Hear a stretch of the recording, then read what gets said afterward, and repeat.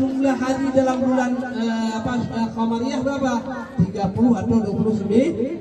Nah, tapi kalau bulan Syamsiah ada 29, ada 31, ada 28. Kapan kita menahan berpuasa? Sejak dari terbit fajar hingga terbenam matahari.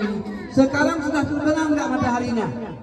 Belum. Nah, jadi kita harus menahan di bisa jawab tapi dapat hadiah. Apa hadiahnya? Hadiahnya boleh berpuasa. Orang berpuasa itu yang pertama harus menahan mulutnya. Nah, jangan ngomong. Kalau ngomong nggak mulut hilang pahala puasa.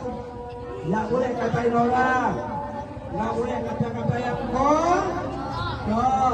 Yang kedua, tidak boleh kita berburuk sangka kepada orang lain.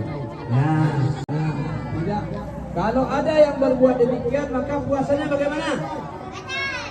Nah, batal apanya batalnya? Bukan, pahalanya. Batal apa? Pahala. Bukan. Pahala